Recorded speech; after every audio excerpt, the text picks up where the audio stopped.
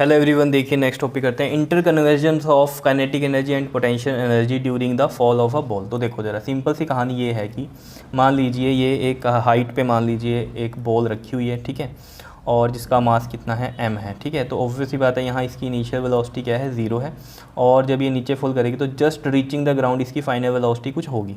Clear है इतनी बात, ठीक है। और हमें पता है जब ये एक पोजीशन मतलब एक हाइट h पर है, मान लीजिए ये हाइट क्या है, h है, तो ऑब्वियस सी बात है यहाँ पर इसकी जो ग्रेविटेशनल पोटेंशियल एनर्जी होगी वो क्या होगी, mgh होगी, ठीक है। और इसकी just reaching the ground, just reaching before the ground की अगर हम बात करें तो यहाँ पर कुछ काइनेटिक एनर्जी होगी। वो काइनेटिक एनर्जी क्या होगी, उसकी मैक्सिमम काइनेटिक एनर्जी होगी। जैसे ये मैक्सिमम पोटेंशियल एनर्जी है ना, तो बिफोर रीचिंग द ग्राउंड तो वो क्या होगी, उसकी मैक्सिमम काइनेटिक एनर्जी होगी, क्योंकि रीच कर जाएगी तब तो जीरो ही हो जाएगा, क्योंकि वो तो क्या हो जाएगा, सरफेस पे आ जाएगा अर्थ के। जब सरफेस ऑफ अर्थ से जस्ट थोड़ा सा ऊपर है तब हम बोल रहे हैं काइनेटिक एनर्जी, क्योंकि तब वो मोशन में है, तब वो हमारे पास क्या होगी, हाफ mv² होगी, ठीक है। अब टोटल एनर्जी क्या होती है हमारी, क्या होती है जी, जल्दी से बताओ, सेम रहती है, ठीक है। और यहाँ पर ये पोटेंशियल एनर्जी ही हमें पता है कन्वर्ट होती है किस में, काइनेटिक एनर्जी में। तो ये दोनों इक्वल ही होने चाहिए, ठीक है। देखो इक्वल कैसे होते हैं ये, देखो समझो इस बात को। यहाँ पर अगर हम इक्वेशन ऑफ मोशन लगाएं, इक्वेशन ऑफ मोशन कौन सी, थर्ड, ठीक है, थर्ड इक्वेशन ऑफ मोशन अगर हम लगाएं तो क्या होता है, v² minus u² is equal to में 2as। तो v तो हमें नहीं पता यहाँ पर, और u हमारा 0 है, एंड a क्या हो जाएगा, g हो जाएगा, और s क्या हो जाएगा, हमारा h हो जाएगा, ठीक है। तो यहाँ से अगर हम देखें v² की वैल्यू जो आ रही है वो कितनी आ रही है, 2gh आ रही है, ठीक है।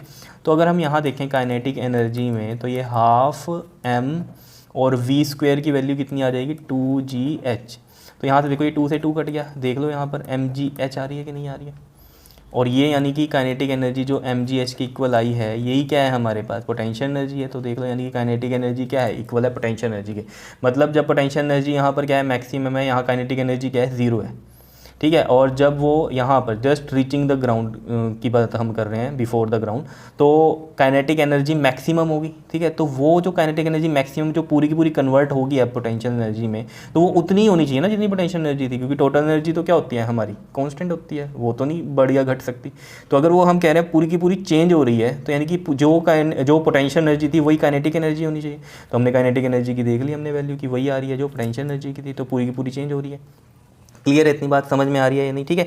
तो यहाँ से हम एक कहानी क्या कर सकते हैं, यहाँ पर ये पॉइंट आप Q मान लो, ठीक है। तो मैं यहाँ लिखता हूँ एट Q, और ये है एट P, ये वाला पॉइंट मान लीजिए यहाँ पर ये P बिफोर द ग्राउंड, ठीक है, just before reaching the ground की बात कर रहे थे हम, ठीक है। तो यहाँ पर हमें पता चल गया ये क्या है, इक्वल है। तो यहाँ पर देखो एक रिलेशन बन जाएगा यहाँ से, half mv² is equal to में पोटेंशियल एनर्जी कितनी है हमारी, mgh, ठीक है। वैसे तो यहाँ से भी ये v की वैल्यू आ गया, लेकिन यहाँ से भी निकल जाएगी एक तरह से, देखो कैसे, half mv² equal to mgh हो गया, ठीक है, v² और m से m कट गया, तो ये कितना आ गया 2gh। तो v की वैल्यू यहाँ से भी ये निकल जाएगी 2gh, इस तरीके से भी निकाल सकते हैं। क्लियर है इतनी बात या नहीं बताओ, ठीक है। क्योंकि ये इक्वल है तो यहाँ से भी v निकल गया, और ये भी देख लो यहाँ से भी v कितना आ रहा था हमारे पास, रूट में 2gh। ये भी तो क्वेश्चन किए ही है ना हमने मोशन वाले चैप्टर में। तो इक्वेशन ऑफ मोशन यूज़ करके भी हम इसकी v निकाल देते थे, तो इस तरीके से ही निकलता था। तो यहाँ से भी हमारा निकल गया ये, क्या इतनी बात क्लियर है, ओके, थैंक यू।